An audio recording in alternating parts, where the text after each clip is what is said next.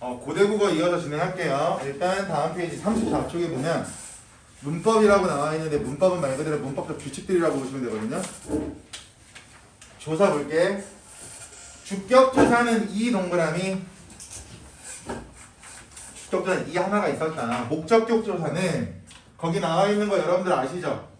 괄호 열고 적혀져 있으면 살려도 되고 지워도 되고 이거. 보조사는 마찬가지야. 보조사도 을을 살려도 되고 을을 지워도 되고. 어미 볼게요. 관형사형 어미는 리을과 니은, 연결어미, 종결어미, 주체 높임 선어말어미 시 잘 보세요. 가로 열고 현대와 동일. 현대국어도 주체 높임 선어말어미 시가 있죠. 그러니까 제가 그냥 현대로 바로 뺐는데 이따가 하면 중세에도 나와요. 중세국어에도 나오니까 그때 한 번 더 설명을 드릴게요. 어휘. 중세국어의 어형이라고 하는 건 단어의 형태를 어형이라고 합니다. 단어의 형태와 일치하는 단어들이 많이 발견된다. 군신민 등의 밑줄 일반적인 한자어, 군신민과 같은 것들을 일반적인 한자어라고 한대요. 뿐만 아니라 왕생자비와 같은 밑줄 불교계 한자어, 또 붓, 먹 등 밑줄 일반적 외래어, 그리고 밑닥차일처럼 밑줄 불교계 외래어. 뻔한 이야기는 아니지만 그게 단순하게 읽으시면 돼요. 그 다음 중세국어로 갈게요. 지금부터요. 가장 시험 문제 많이 나오고 여러분들이 가장 힘을 실어서 알고 있어야 되는 파트가 중세죠. 갑니다. 표기 볼게요. 종성 표기. 종성에서 종성 동그라미 쳐보시면 종성이라고 하는 건 말 그대로 받침이라고 보시면 되고요. 끝소리라고 보시면 돼요. 우리가 알고 있는 강이라는 단어가 있다라고 했을 때 이 아래 동그라미 이응이 오는 이 부분을 우리는 종성이라고 설명을 하겠죠. 종성에서 발음되는 자음의 종류가 밑줄 8가지. 발음되는 게 8가지였기 때문에 밑줄 받침에도 8가지 자음으로 표기하는 것을 원칙으로 한다. 얘를 뭐라고 하냐면 팔종성법이라고 설명하거든요. 팔종성법. 그 뒤에 가서도 한 번 더 말씀을 드리겠지만 정리를 한번 도와드릴게요. 종성 관련 규칙이 중세, 근대, 현대가 다 달라요. 지금 보신 것처럼 중세 국어는 가, 나, 다, 라, 마, 다, 사, 예디음이 들어가고요. 현대 국어는 우리가 알고 있는 가느다란 물방울 있죠. 음절의 끝소리 규칙. 그게 종성 관련 규칙이라고, 현대 국어에 있는 종성 관련 규칙이라고 보시면 돼요. 그러면 가운데 나와 있는 근대 국어는요 어떻게 할 거냐면 잘 보세요. 쉬워요. 달라지는 것만 다른 색깔로 칠해줄게. 그게 낫겠다. 보기가. 그럼 갈게요. 근대 국어는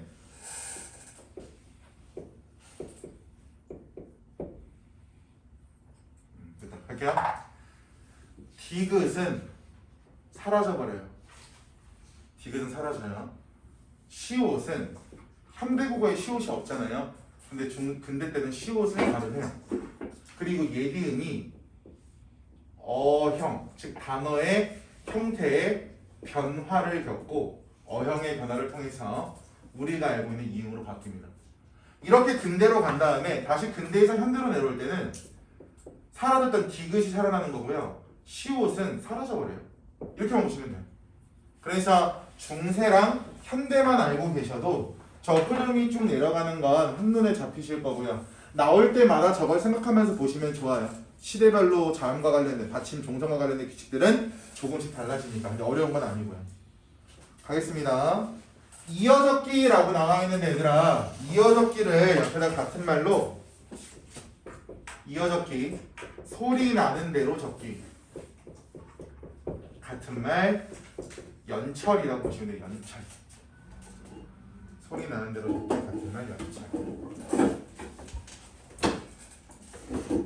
그럼 갈게요. 이어적기는 기본 형태를 밝혀 적지 않고 소리 나는 대로 적었기 때문에 원칙적으로 받침이 있는 체언이나 용언의 어간에 여기 밑줄 모음으로 시작하는 조사나 어미가 붙을 때 눈으로 볼게요. 받침의 종성을 다음 글자의 초성으로 내려 적는다라고 나오죠? 이 얘기야 얘들아. 눈이 내린다라는 문장이 있어요. 눈이 내린다라는 문장이 있는데 만약에 여기 나와 있는 이 눈이라고 하는 두 글자를 중세 국어처럼 연철을 하면 이라고 하는 글자는 1번 모음으로 시작을 하고 있습니다. 그죠? 맞아요? 예, 이응이 초성으로 오면 우리 의문으로 인정 안 하잖아요. 그럼 2번 조사기 때문에 형식 형태조가 되겠죠. 그죠? 이런 환경이 충족이 된다면 앞에 있는 이 니은이 뒤 글자의 초성으로 넘어와서 중세국어식의 연철은 눈이라고 표기가 된다고요. 되셨어요?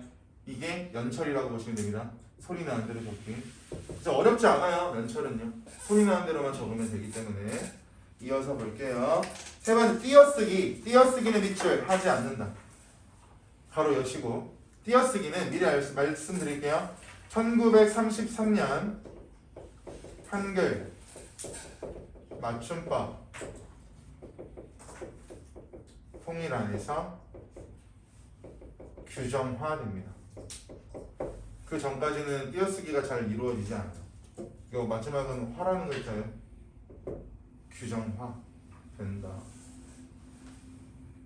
그래서 아래 보시면은 띄어쓰기가 안 돼 있어요. 오늘날은 단어 단위로 띄어쓰기 하죠. 근데 중세국어 시기에는 띄어쓰기가 없었기 때문에 별도로 띄어쓰기를 하지 않았습니다. 이어서 음운이라고 나와 있는 거 볼게요. 음운. 음운 보기 전에 얘들아 왼쪽에 성조 표기 먼저 볼까? 성조. 왼쪽에 날개 가운데 보시면 성조라고 나오잖아요. 성조 동그라미 쳐볼까요? 성조라고 하는 것은 오른쪽에 밑줄 소리의 고적 같은 말 소리의 높낮이. 근데 이 성조가 어떤 역할을 했냐면 오른 동그라미 단어의 뜻을 구분.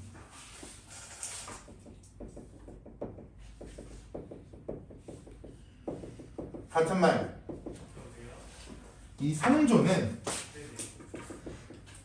중세국어 시기에 의문의 역할 또는 의문의 기능을 하였다라고 말하면 맞는 말이 되겠죠. 이 단어의 뜻이라고 하는 건 말의 의미 또는 의미라고 할 수 있고 구분이라고 하는 건 구별 또는 분화라고 하는 말이라고 볼 수 있는데 소리의 높낮이를 통해서 단어의 뜻을 구분했다. 이건 중세국어의 성조라고 하는 녀석의 특징이라고 보시면 돼요. 이게 왜 중요하냐면 현대국어에서 소리의 고저라고 하는 것은 의문의 역할을 할 수가 없어요. 그러니까 아이유의 3단고음이라고 알고 계시잖아요. 그죠? 아이유가 3단고음으로 소리를 계속 올리죠. 그럼 소리의 높이가 올라갑니다. 그죠? 그럼 아이유가 3단고음을 한다라고 해서 그 의미들이 다 다른 건 아니라고요. 그죠? 행복하다. 너무너무 좋아. 미칠 것 같아. 이게 아니잖아요. 그냥 높이만 올라가는 거니까. 그래서 현대국어에서는 의문의 역할을 못하지만 중세국어에서는 의문의 역할을 하기 때문에 그 부분에 대해서 여러분들이 잡고 계셔야 되고요. 이어서 볼게요. 이러한 소리의 고저를 성조라고 부른다. 성조는 동그라미 방점. 즉 이러한 성조를 표기하는 수단은 방점이에요. 방점. 이 방점은 글자 왼쪽에다 찍고요. 연계에서 2개까지 찍어요. 연계에서 2개까지. 그래서 이 방점과 관련해서 성조의 종류를 말씀을 드리면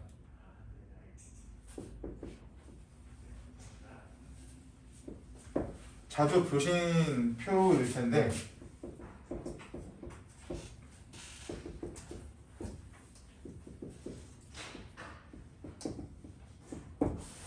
성조는 크게 4가지 종류가 있습니다. 평성, 상성, 거성, 입성. 입성 안에는 또 평성, 상성, 거성이 있어요. 이렇게 설명드릴게요. 평성은 여러분들이 보시는 이 그림에서 알 수 있는 것처럼 낮은 소리예요. 계속 저음이라고 보시면 돼요. 이런 식으로. 평성은 글자 왼쪽에 찍는 이 방점을 안 찍어요. 연계가 되겠죠. 반면에 상성은요, 낮았다가 높아지는 소리입니다. 뭐 이런 식으로. 얘는요, 글자 왼쪽에 점을 2개 찍습니다. 이렇게. 마지막 거성은요, 계속 하이톤인 거예요. 높은 소리. 그때는 글자 왼쪽에 점을 한 개밖에 안 찍어요. 그래서 방점이랑 이 표랑 알고 계신다면 성조 방점을 한 세트로 알고 계시는 게 될 거고, 마지막 입성이라고 하는 건 무슨 뜻이냐면요, 소리를 길게 빼지 말고 빨리 끝맺어라라는 뜻이야. 그래서 제가 뚝 떨어지는 것 같은 화살표를 그려놨거든요. 아 라고 길게 말하는 게 아니라 아 이렇게 짧게 끊으라고. 그게 입성이에요. 입성 안에도 평성, 성성, 거성이 있다라고 하는 걸 알고 계시면 되고요. 그럼 잘 보세요. 여기까지가 중학교 과정이었다면, 고1 과정이었다면 고3에서 여기까지 가셔야 됩니다. 시간이 지나면서 현대국어로 왔을 때 평성과 거성은 일반적으로 사라진다라고 설명을 해요. 현대국어로 왔을 때. 근데 이 중에서도 이 상성은 현대국어에서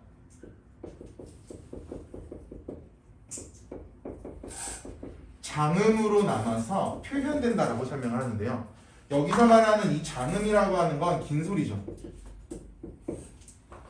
이걸 왜 중요하게 봐야 되냐면 현대국어에서는 눈이라는 글자와 눈이라고 하는 글자, 즉 소리의 길이에 따라서 말의 뜻이 구별되잖아요. 그죠?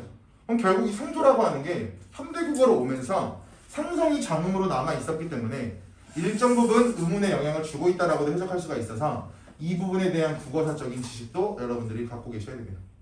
되셨나요?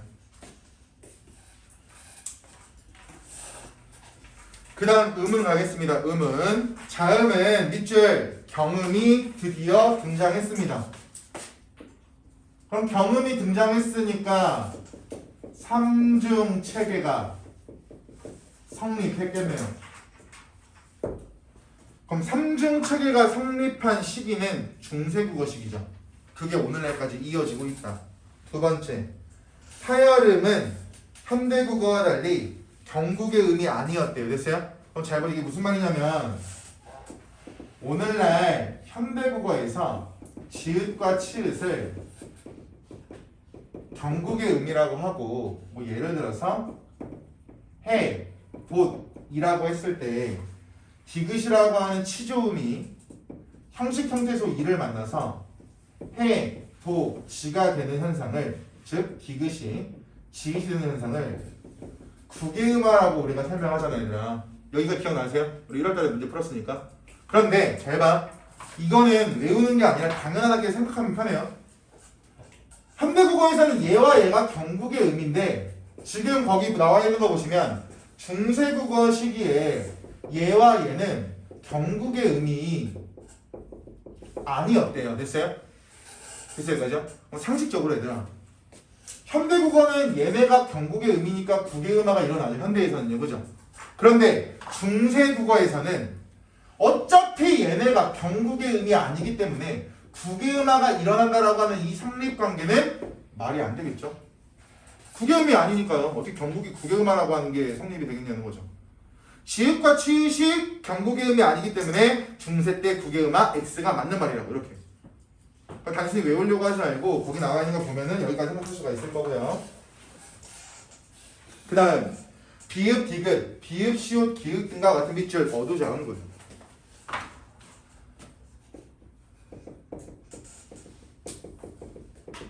어두작은 거는요. 단어, 부, 초성, 자음은 뭔지 아시죠? 군, 2개 이상. 즉 단어, 초성에 자음이 2개 이상 온다. 이걸 어두작문이라고 해요. 예를 들어서 이런 거죠. 이런 글자가 있다라고 했을 때 우리는 이 부분을 초성이라고 할 거야. 여러분들이 눈에 보시는 것처럼 비읍 하나, 디귿 하나죠. 그죠? 자음이 2개 이상 왔다라고 설명할 수가 있겠네요. 이런 어두작문은 크게 몇 가지 종류가 있었냐면요. 3가지가 있어요. 비읍계, 시옷계, 비읍, 시옷계. 그래서 복잡하게 생각하지 마시고요. 비읍계는요. 비읍이 먼저 오면 돼요. 이렇게. 얘는 비읍계예요. 시옷계는 시옷이 먼저 오면 돼요. 비읍, 시옷계는요. 똑같이 비읍, 시옷이 먼저 오면 돼요. 됐나요? 이게 어두작문인데 어두작문이 나왔을 때 가장 중요하게 봐야 되는 포인트는 이겁니다. 보세요. 어두작문은 지금 여러분들이 보시는 것처럼 서로 다른 자음이 나란히 사용되는 되어야 어두장군입니다.